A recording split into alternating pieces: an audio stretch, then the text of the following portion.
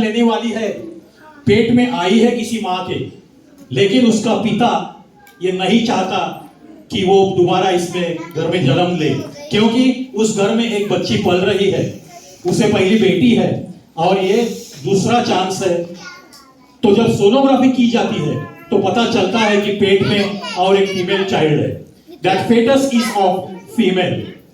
ये जब समझ में आता है तब उस घर में क्या क्या होता है, उस फेटस के दिल में क्या आता है, उसके दिल में घुसने की कोशिश एक कवि की, शीर्षक चीख एक मासूम कली की, चीख एक मासूम कली की।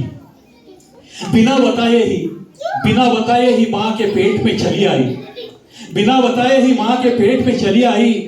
ये खुशखबरी मां ने पिता को सुनाई, ये खुशखबरी मां ने पिता को सुनाई, लेकिन पिता के चेहरे पे थोड़ी मायूसी दिखी, पिता के चेहरे पे थोड़ी मायूसी दिखी।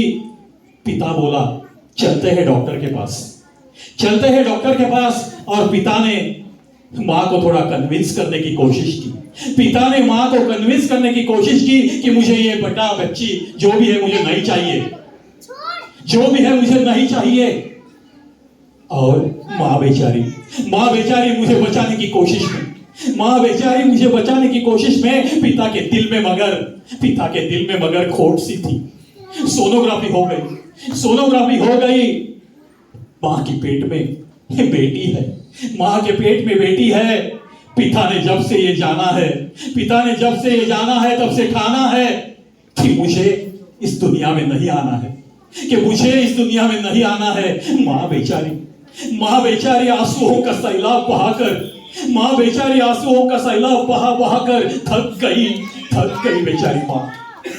और मुझे कहने लगी बेटी तुझे बचा न पाऊंगी,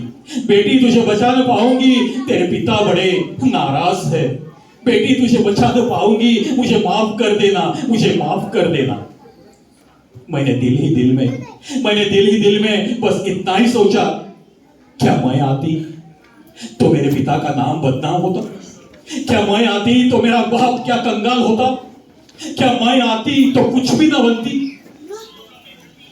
क्या होता अगर मैं ये दुनिया देखती, मैं इस दुनिया में चली आती। शायद मैं भी सुनीता विलियम्स की तरह, मैं भी कल्पना चावला की तरह अपने देश का नाम रोशन करती, शायद अपने बाप का नाम रोशन करती, अपने सारे खानदान का नाम रोशन करती। मगर पिता ने एक न मानी, एक झटके में मुझे कर दिया खत्म। कैसे सहेगी मेरी माँ उसी के खून का ये कत्ल। माँ बेचारी बोली बेटी मुझे माफ कर देना। मैंने तो बस जाते जाते इतना ही कहा, क्या टेक्नोलॉजी का सही इस्तेमाल नहीं होगा, क्या टेक्नोलॉजी का गलत इस्तेमाल यूं ही शुरू रहेगा। इस मासूम कली की चीख क्या आपके कानों तक नहीं पहुंचती,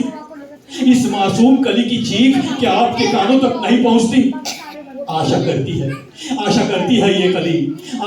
है ये मासूम कली इस चीख के द्वारा वो तो बस इतना ही कहती है, शायद सुहाना दिन आएगा, शायद टेक्नोलॉजी का सही इस्तेमाल होगा। ना कोई कली मेरे बाद फिर से खिलने से पहले मुरझाएगी। इसी आशा के साथ अलविदा कहती है ये कली।